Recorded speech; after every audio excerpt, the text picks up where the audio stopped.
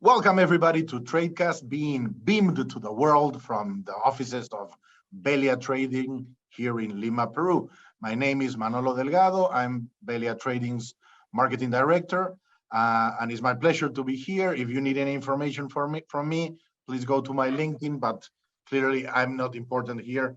Our guest is. But before we go to introduce our guest, let me remind you, in case this is the first time you join us, what is Tradecast?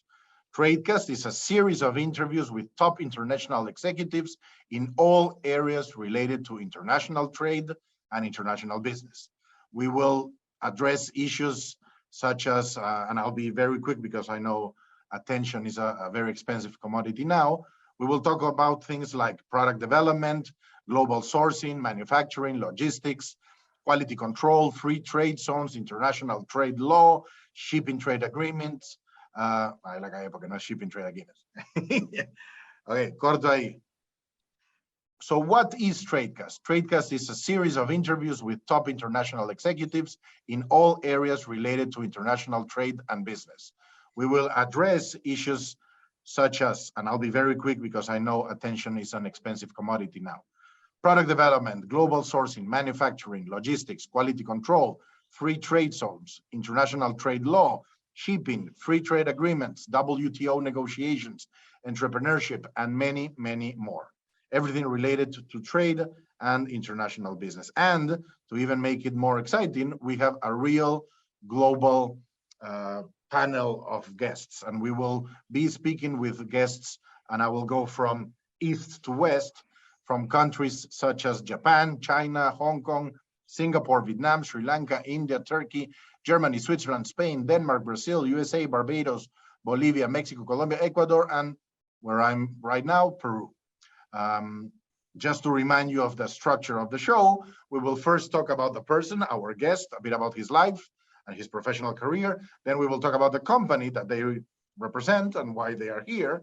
And we will talk about the present and the future of the subject that we are discussing. Of course, the present and the future get a bit mingled, but well, that's the reality of business, right? And we will close, and I urge you to stay until the end of the interview. We will finish Tradecast, as always, with the questionnaire by French journalist Bernard Pivot, called Apostrophe à Bouillon à Couture, excuse my French, in which we will make these questions, these funny questions, interesting questions to our guests. So please stay until the end. One quick disclaimer is that our guests speak on behalf of themselves, okay? They express their personal opinions. They're not talking in representation of their companies. And before we introduce our guests, let me give you the trade fact of today. 90% of all containers in the world are transported by sea, and only 0.006 are ever lost. So this is a good way to introduce our guest today. Please join me in welcoming Leonardo Estela. He's head of sales for DHL Global Forwarding, right now based in Miami, Florida. Leo, thank you so much for being here. Thank you for having me, Manolo. Yes, I'm the head of sales for Florida for DHL Global Forwarding. Thank you. My pleasure. Thank you for your time. Let's start from the beginning. And here we're doing this with Spanish-speaking people. We do the section in which we talk about you in Spanish. So let's, as they do in Instagram now, cambiemos a castellano. Cuéntanos, Leo. Creo empecemos por el inicio. Cuéntanos un poquito dónde naciste, qué estudiaste, cómo se dio tu ingreso al mundo de la logística. Vale, perfecto. Bueno, pues acá les habla un argentino.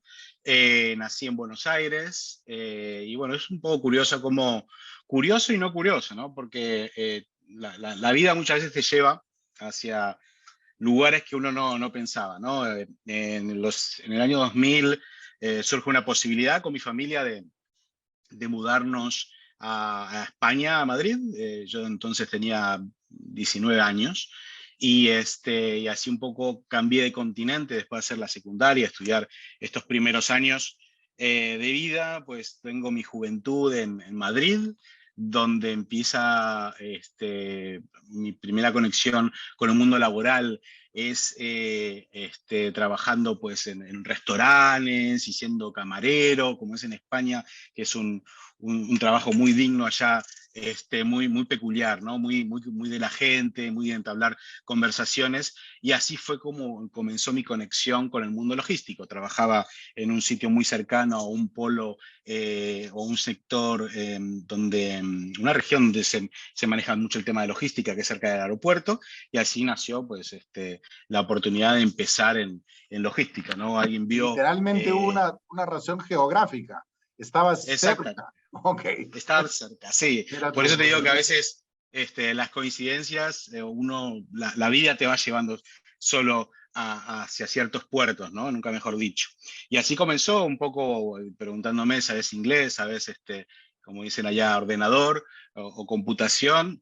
Todo que ok, y entonces empezamos en la carrera, ya fue en el año 2000, así que llevo un par de años con el tema de logística. Y bueno, luego pasaron los años un poco como introducción al mundo de la logística en esta pequeña empresa. En el año 2006 tengo la oportunidad de unirme a la organización de DHL Global Forwarding España, donde ahí comienzo toda mi carrera profesional en DHL. ¿Dónde Y allí empiezas, Leo? estuve... ¿En qué área empiezas? Cuéntame un poquito de esa primera parte en España. Ahí empecé lo que es en operaciones, puro operaciones en el departamento marítimo importación de Madrid. Imagínate un piso lleno de gente, muchas conversaciones al mismo tiempo por teléfono con los clientes, con el pinganillo, llevando con un ordenador la operación, o sea, bastante pilas, donde uno aprende muchísimo. Y bueno, eso fue un poco los orígenes, ¿no? Con DHL. Ahí surge que nada, ya era el año 2010 y surge la posibilidad de hacer un puesto en Shanghai para hacer lo que se denominaba como un help desk o country desk. Eso significa que la organización de España necesitaba a alguien en China para que dé apoyo y soporte a todo lo que es estos tráficos entre China y España. Y entonces pedían una posición para quien quería irse para allá. Una pregunta, Entonces, Leo, ahí es importante. Parte de nuestra audiencia son precisamente jóvenes que quieren entrar a este mundo, que están empezando. Y a mí me da curiosidad cuando hablo con personas como tú, que han estado por varios lugares, han hecho esas transiciones, entre comillas, complicadas. O sea, me da curiosidad saber cómo se dio dentro de una empresa del tamaño de DHL. Digamos, tú estuviste siempre atento a la página web interna donde se abrían puestos fuera de España, o alguien te dijo.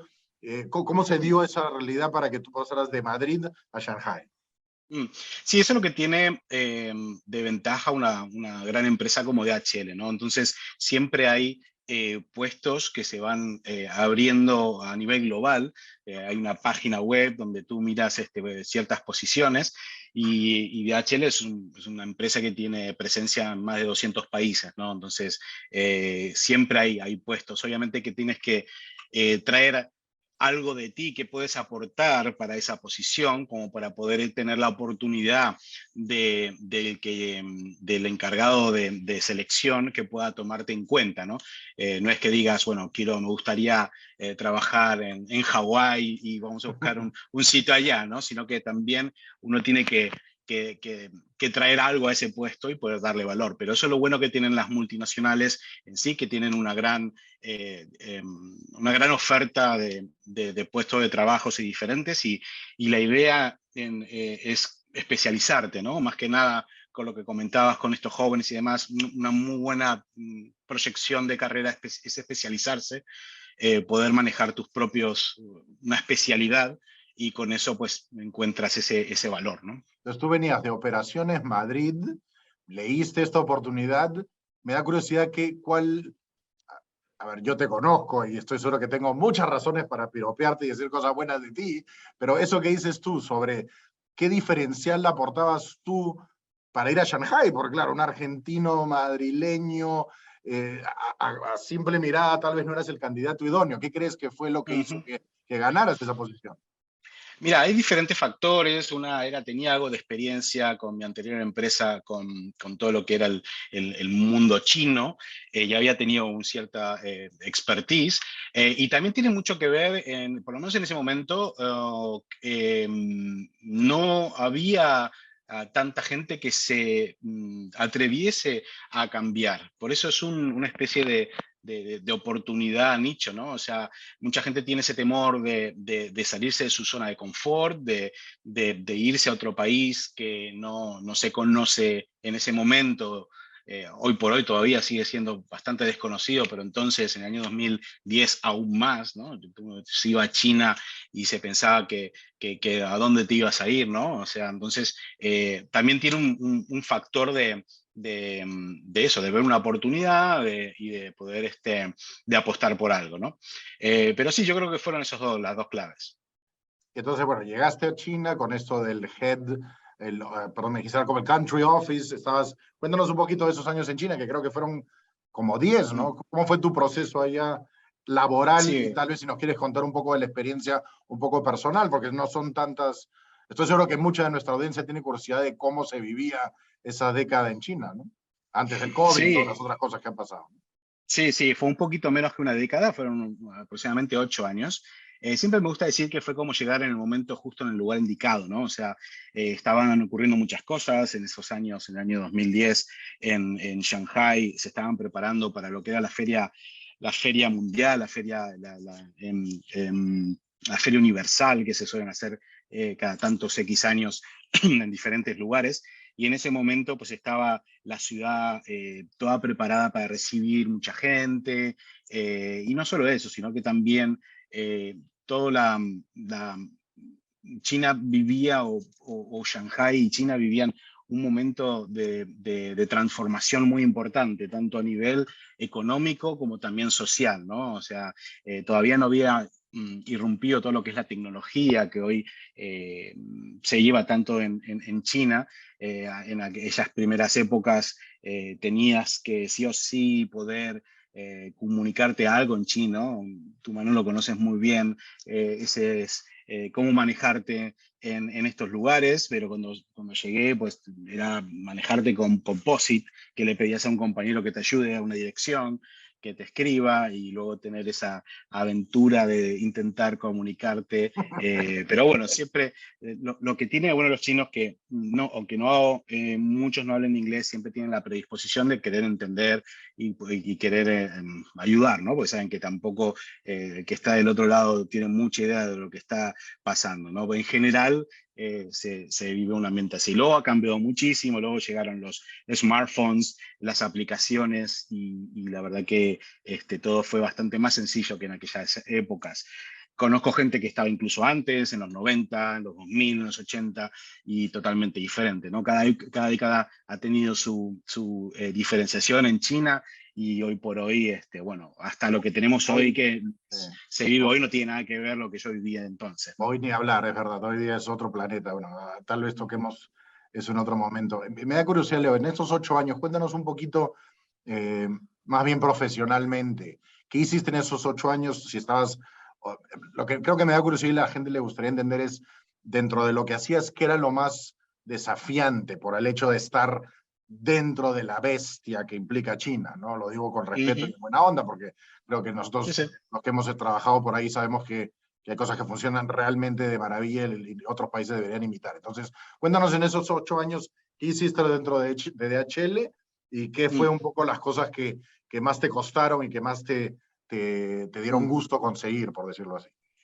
Sí, yo creo que finalmente, porque te puedo hablar de varias cuestiones de nivel negocios, y que es un país donde no, estamos hablando ya un poco más metiéndonos en Incoterms y demás, que son términos de venta de condiciones en el transporte internacional y la compra-venta internacional, donde es realmente destino, donde se decide todas las cosas, ¿no? Son Incoterms FOB y Exwork, con lo cual China es un país donde mayoritariamente, no quiero decir que sea todo, pero mayoritariamente deja al consignatario toda la responsabilidad en el tema del transporte y demás, ¿no? Entonces, esto ocurre que en destino muchas veces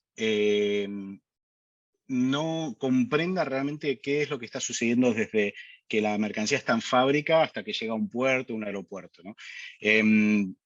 Y ahí hay mucho que entra la idiosincrasia local. China es un país muy grande, con muchas regiones. Cada región funciona de una manera bastante diferente, incluso muchas veces en diferentes idiomas.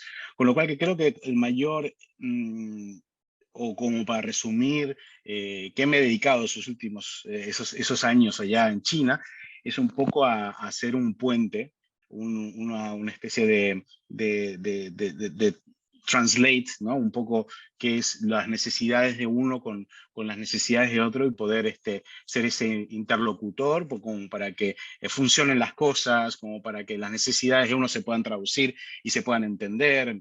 Las idiosincrasias latinas y China son muy diferentes, con lo cual eso ha tenido mucho que ver en mi estancia allá.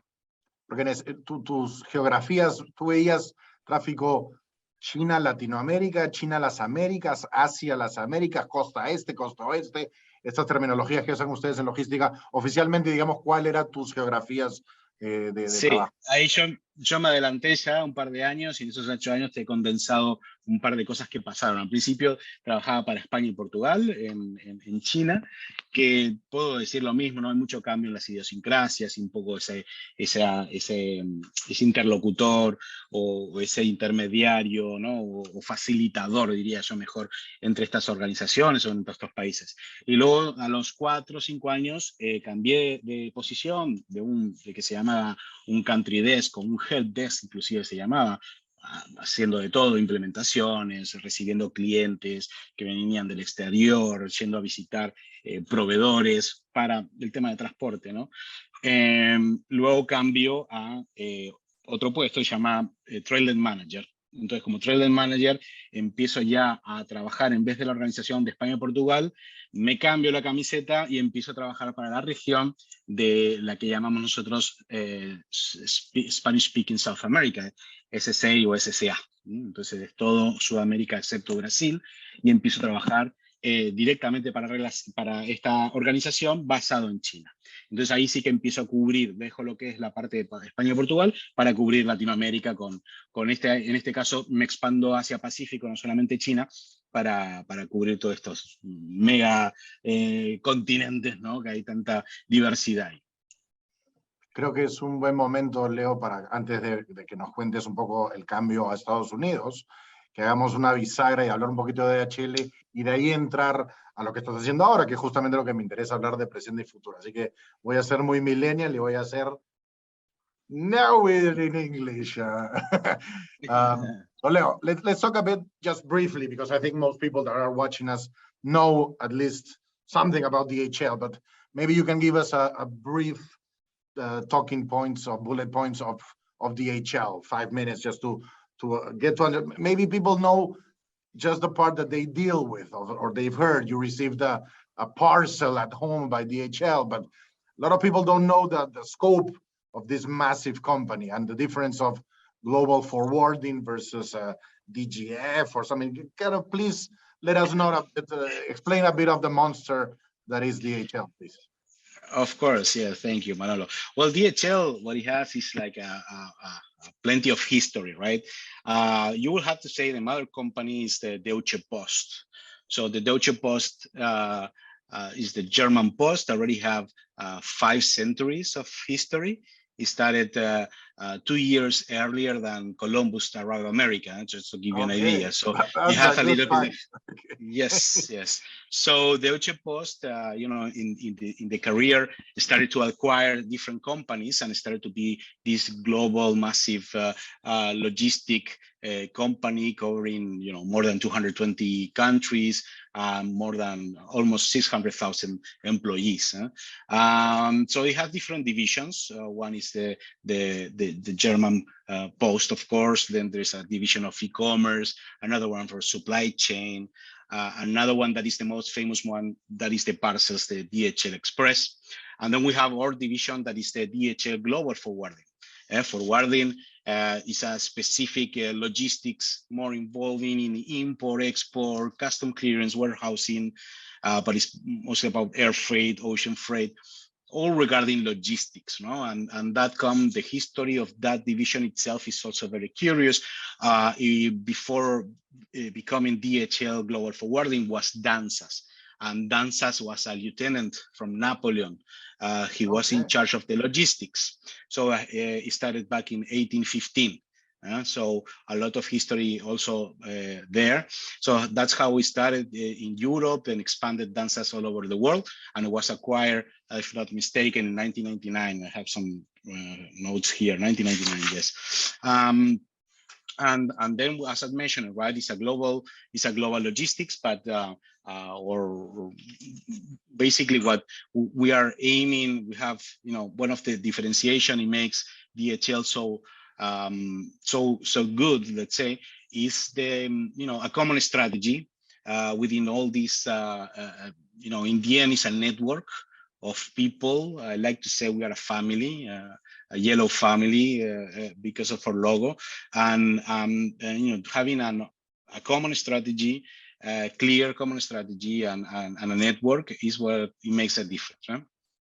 Yeah, for myself, before I got involved into this type of business, I never heard the word freight forwarding, and I think maybe it's important, as I said, because we have a university audience, I think, of people that are learning about international trade. So correct me if I'm wrong, but in essence, most people, the customers, say, I'm a company and I want to move cargo from a factory in, I don't know, Nimbo to Buenos Aires, or say Costa Rica, whatever.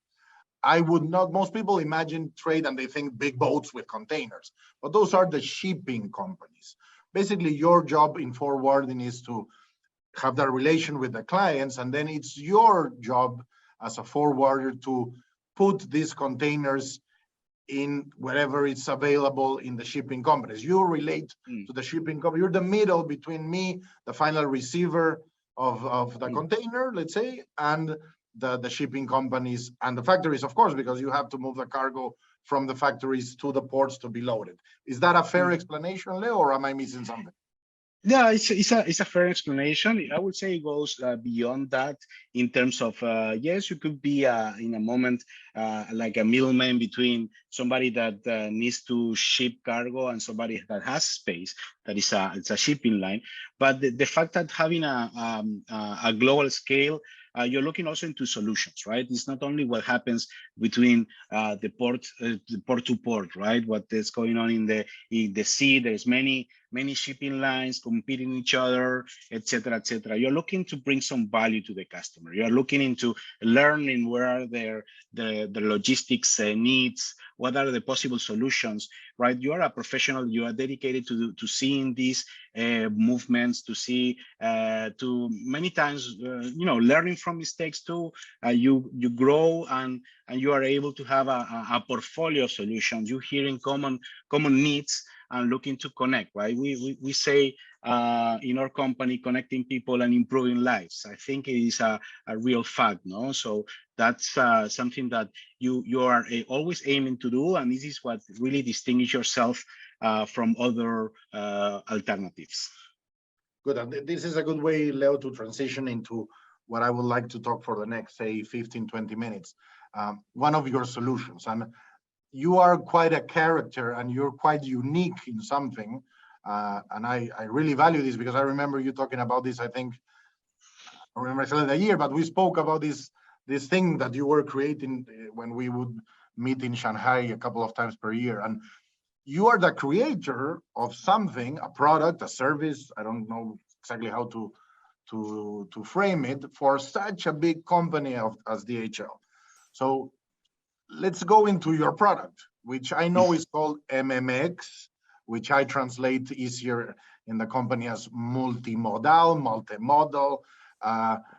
Let's go first from the beginning, okay? Because I want to go to touch every step of this product or service that you created, from how it began to what's its value added now to where it's being used and why, etc., etc. So please tell me a little bit about the story, the birth of this MMX MMX a product that you created for DHL.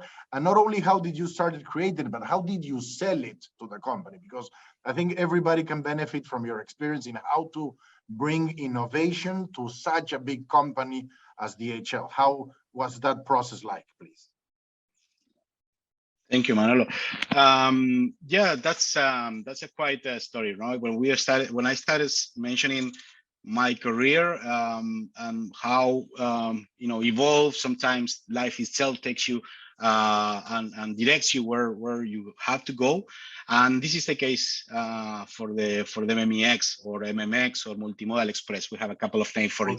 So basically, great. So that's a good point that you say, right? We were I met you the first time. What was 2016 or 17? In Shanghai and in Hong Kong, and back then I already had this idea, this solution in mind, and since then I have been pushing for having it, and finally was able to make it. No, the Multimodal Express basically is a story of grit. Okay, I like to say it, and it's a story about perseverance. The idea, basically, what it does is just to connect China to Latin America in 20 days or less, and making it a different way that, traditionally cargo is being moved by ocean or by air. We all know that, but China and Latin America, specifically, let's talk about China and Argentina. They are antipodes, right? Something very curious. There is an app, Google Maps application, that you can see the antipodes from one point A and B. I was putting that in my office in Shanghai. I was only 100 kilometers away from my hometown in Buenos Aires, meaning that you couldn't be farther away, right? This is the other point of the globe. When they were telling you, you make a hole, you appear in China. It was the actual true, it right? was true in this case, okay. Yeah, exactly. And when we're traveling from China to Latin America, there's not always a direct flight. You need to stop over in many airports and long hours waiting. It happens the same with cargo, right? The cargo has to take one flight, stop over in Korea, then goes to Chicago, take a truck to Miami, and then to take the plane. So we're looking for something new, and we found a way to connect it via multimodal, right? The multimodal means that we are changing the mode of transportation, or MOT, in different points, very strategical points on the Earth, so we can achieve a transit time between ocean and air. Our slogan basically is that the multimodal is much faster than ocean freight and cheaper than air freight. That's the model. How do we do that? Our backbone of the solution is the utilization of very specific shipping lines, that they are smaller. Okay, they are called expedite vessels or fast boats. So we are connecting Shanghai to Long Beach in 11-12 days.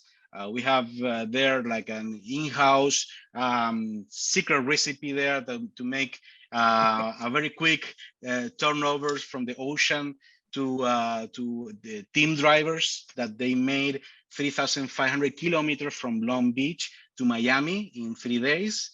And here we receive the cargo, we put it in planes, and we connect to all Latin America. So that was a very successful. I appreciate the words of the creator. I didn't create, I just saw that solution for the very first time and say, okay, there is a potential here. If we twitch it here, we twitch it there. And that was able to do, right? We are looking into this end-to-end express chain, where every link in that chain is a selected vendor and they perform their best in their area. In the end, we are reducing time because we are competing with air freight, right? So many of our customers come from air freight, and they see the value of this solution. Where we started when I was transferred to Miami, when I had my first interviews, my manager here, they support with that. They believe in that solution. I was explaining it by the phone in Shanghai. Look, I have this solution. I think it's going to create value, and they support. And that was the the way we were able to have this solution that today is a flagship of the station of the organization here, right? Sorry, Leo, if I may interrupt. I'm curious just about that part of the process when you mentioned the support, and I like to extrapolate our specific experiences that can be applied for other people in other companies. So it's fascinating to me to listen that you were sitting in Shanghai selling a new thing to somebody in the other side of the world, trying to convince them that this is beneficial, there's an opportunity here, and that eventually you achieved what you wanted, and you're very humble by saying that you didn't create it. And sorry, I have to make the joke. You're the first humble Argentinian I've known. Sorry, but you just put it there. You gave the Ripper a knife. I had to say it. So anyway, just not to go very deep and talk that long about it, but I'm just wondering, how was that process? Because a lot of managers, of course, this is a risk management thing, right? I'm going to invest time, head count. How did you prove to them? How did you sell it? Because I'm thinking out loud. Did you have to run numbers and prove the profitability, a proper business plan, many interviews? Please, if you can summarize it in like 3 minutes, would be great for our audience, I think, to know that. Yeah, of course, you have to be as much as prepared as possible, right? You don't know who you're gonna meet and what you're gonna be able to transmit and convince, right? So you have to have all the numbers, know your numbers, have all your numbers on hand, have a very what we call elevator speech, okay, something quick to measure the temperature of your with somebody that is listening to you, to understand if they are interested or not. And then I think one of the most important things is, and I repeat it a couple of times, it's called Paris Grit. This was not the first time I did this speech. It was not the first time that before I got plenty of rejections. Okay, and it's not something that it was. I mean, when people understand more about resilience, right? But I think resilience is part of the grit, no? And the grit is something that you're looking for to get a long-term objective. And it doesn't matter what happened between that objective and the learning process, right? Even the failures are part of that journey. Probably the best way to learn, right? Just the most up again. Yeah, sure. Exactly. Yeah. And to have the objective in mind, that this is something that you believe so you keep that track, and it could be a solution, it could be something in your life or any other type of objective. But I think that's one of our main things that, you know, they need to learn. The growth mentality is even more powerful than, you know, than the talent or your emotional intelligence or you know, your appearance or your family background. I think that grit is something that we should be more should be learned more in the school. Okay, that's a good way to put it. So I'd like to, in closing, in the next 5 or so minutes, try to get a bit more in the details of MMX. Just to compare some actual numbers, because I think it's interesting for, you know, I'm assuming that the people that are listening to us could be interested in this because they maybe have never heard of it. So I know one of the obvious benefits is time. You say 20 days, China to Latin America. Can we be a bit more specific in terms of, for example, maritime sea shipment from, say, Shanghai to the west coast of South America? Usually we're talking about 50 odd days, am I right? Yeah, it depends where we're going, right? You have from we cover all Latin America, so Central America have a shorter transit time. Mexico have a different one. If you are looking for an average, you can easily go to plus 35, 45 days. I always like to say, comparing with other solutions is not about port to port, it's always about door to door, right?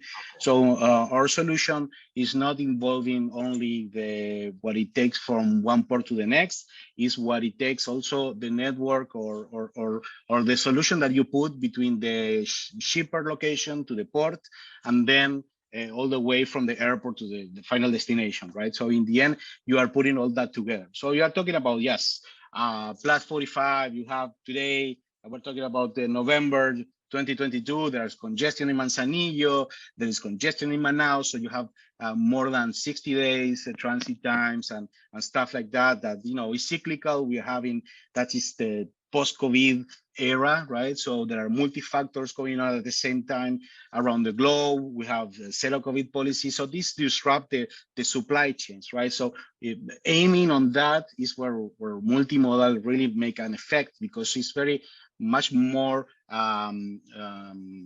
reliable than other solutions. Okay.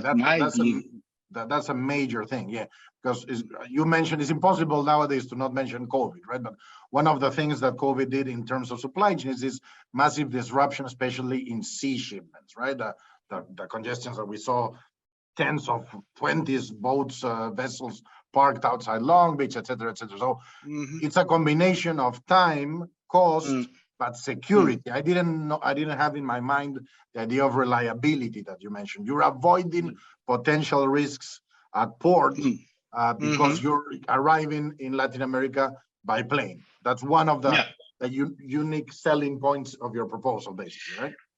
Yes, besides that is that there are, you know, these specific, for example, the vessels that we utilize, they go to their private terminals. They don't utilize the ones that every shipping lines, you know, just to compare, our vessels are between 2,000 to 6,000 TEUs. That's the measure of how many containers, 20 footers capacity. Their big brothers are 10, 15,000 TEUs. So it takes a lot of time to discharge. Smaller, faster boats, dedicated driving team. I'm assuming in your trucks you have, I don't know, 2 or 3 drivers at the same time in the same truck, right? So you can do non-stop driving across the whole US and then exactly laying down. Yes. Okay. Exactly. If we have team drivers, so that cargo, that truck never stops. It continues, and you know, something that I haven't mentioned is that we started back in March 2019, pre-COVID. Since then, we only saw a congestion in the solution back with Omicron. With Omicron, we were hit, but it was all US hit by waves. So what we didn't have was the crew in those private terminals to discharge those vessels. But then afterwards, now it's normalized. There is no more congestion, and it's working very smoothly, right? And the idea is to secure all the rest of the components of the solution to be, you know, reliable and always working every week on the solution since then, right? We shipped more than 7 million kilos since we started. We in March 2019 was MMX1, we call it. The next week was MMX2. We are today in MMX 175.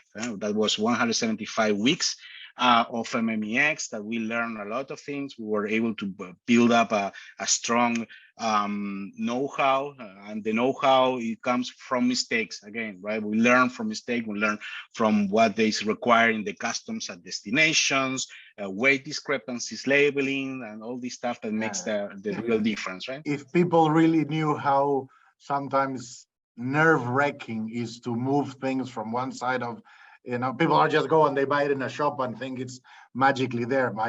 It's super complicated.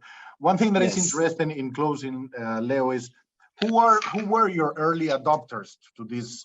If you can define, is there any country that has grown and taken you in and use your services more? Is there any industry? Is it more technology or perishables? How is your client portfolio divided, if you may? We can say that our core business is Latin America, even though we have destinations in Europe and US. We have other regions beside China. And then it had been always very well balanced between what we call it the sales channels, the multinational customers, and CSI, MNC that we call them, those global customers that were supporting a lot, but also and mostly when the COVID started, we have plenty of what we call it a business customer presence. Those are all in Latin America, from Paraguay to El Salvador to Brazil to Argentina, all the countries in Latam. So it was well distributed. But I would say in sectorized is high tech where we are having more presence. Okay, and is there any reason for that? Is it just the fact that techie people like new things, or why do you think is the reason that you move in tablets and cell phones faster than home appliances, for example? Yeah. Well, first is that it's a traditional sector that use air freight, right? So when you bring a solution that it comes with sacrifice a little bit of time, reducing cost, but also a lot of security. You know, when that truck that I was mentioning before is never stopped in a gas station for 8 hours without the surveillance, that truck is never stopped. That brings some trust, no, and secure. Okay, that's a good one. Yeah, your competition, even you competing within, of course, other divisions of your own company, is I want the speed, the reliability, but now I have an option in which I only sacrifice some couple of days and I reduce my cost. That's super good. I definitely congratulate you on that, Leo. I remember our first conversation, and it's good to see your baby becoming a, I don't know, let's say, I don't want to see a teenager yet, but starting to walk and run. So Yes. let's close, Leo, with this questionnaire, if you may. I think it's a good, fun way to close. So remember, it's just quick answers. You don't have to explain me why you chose these answers, but let's just go for it, okay? Just for our audience, remember, this is a questionnaire designed by French journalist Bernard Pivot. And if I may start, Leonardo Estela, what is your favorite word? Not repeating myself, I would say grit. Okay. Number two, Leo, what is your least favorite word? I would say comfort zone. What turns you on creatively, spiritually, or emotionally? A good challenge. And what turns you off? Bureaucracy and politics. Okay. Politics. We've talked about politics quite a bit, so that's a surprise to me, but okay. This is a good question, of course, and please be my guest. You can say anything in any language or accent or whatever that you please. Leo, what is your favorite curse word? I would go from Argentina, and it's not to you, Manolo, of course. Esto es un re boludo. Good one, okay. What sound or noise do you love? Birds singing. And what sound or noise do you hate? An alarm. What profession? I can imagine that when you work with different time zones, the alarm, 3 a.m. I have a call with New York. Yes. I can relate. What profession other than your own would you like to attempt? Movie director. Okay, great. And what profession would you never like to take part in? Any non-creative job. And in closing, Leo, and I thank you so much for your time. It's been wonderful talking to you. If heaven exists, what would you like to hear God say when you arrive at the pearly gates? It was all a game. I love the answers. This is precisely what I got this questionnaire in, because it's so much fun and you get a lot of information from the people when they answer. Leo, thank you so much. If anybody needs, this will be posted probably in order to be transparent. We are taping this at the end of November, but soon it will be on. And I urge anybody that has any questions to contact you through LinkedIn about MMX or other things. Again, thank you for your time. Let me thank Belia Trading for organizing this Tradecast. Goodbye from Latin America. We wish you a very successful day. Thank you.